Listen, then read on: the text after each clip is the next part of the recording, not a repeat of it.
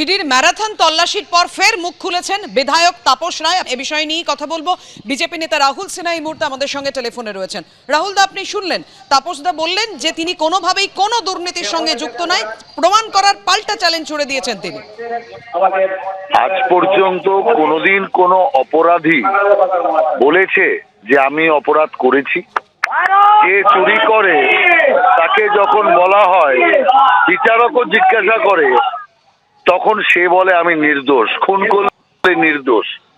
অতএব যদি দোষ না থাকে তাহলে ইডি বাড়িতে যেত না, এতক্ষণ তল্লাশি করতো না।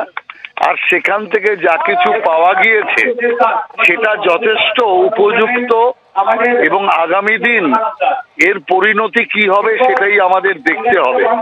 অতএব একটা গদ ধরা শব্দ তৃণমূল শিখে গিয়েছে, যখনই ইডি ডাকে, যখনই দোষী সাব্যস্ত হয়, তখনই প্রতিহিংসা। আরে যদি প্রতিহিংসা হয় তো আদালত তো আছে, আদালতের নির্দেশে ইডি এই কাজগুলো করছে। অতএব আদালতে গিয়ে বলুক না কেন যে প্রতিহিংসা করে বিজেপি এগুলো করছে, শুধু শুধু রাজনীতি করছে কেন?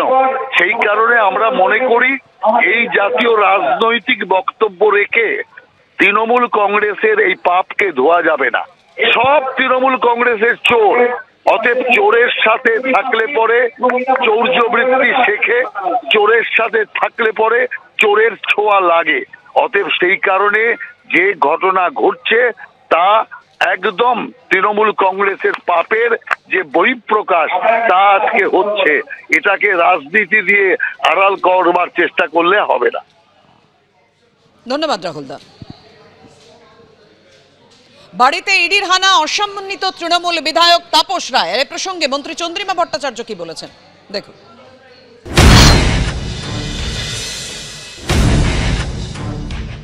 গতকাল স্বামীজির জন্মদিন ছিল, এবং এই স্বামীজির জন্মদিনের এই দিনটিকে বাছা হলো কেন আমি জানি না। আসলে কোনো মনীষীর কোনো ব্যাপারের কোনো জন্মদিন অথবা শ্রদ্ধা জানাবার জন্য প্রয়াণ দিবস কোনো কিছুকেই রাজনীতির ঊর্ধ্বে ভারতীয় জনতা পার্টি দেখে না। আর এ কথা তো পরিষ্কার যে ইডি অথবা সিবিআই তাদের নিরপেক্ষ চেহারাটা কোথায় হারিয়ে গেছে। আমরা তাদের দোষ দিই না, তাদের নিরপেক্ষতা বজায় রাখার কাজটা হচ্ছে যাদের অন্তর্গত তারা, অর্থাৎ যে সরকার, কেন্দ্রীয় সরকারের অন্তর্গত তারা, বিভিন্ন দপ্তরের অন্তর্গত, এ বিষয়ে কোনো সন্দেহ নেই। কিন্তু নিয়ন্ত্রণ তাদের ওপর থাকবে না এটাই আইন বলে। কিন্তু দেখা যায় যে তাদের ওপর সবসময় নিয়ন্ত্রণ করার চেষ্টা, রাজনৈতিক নিয়ন্ত্রণ করার চেষ্টা ভারতীয় জনতা পার্টির। তো সেই জন্য দুজনের বাড়িতে কালকে গেছে।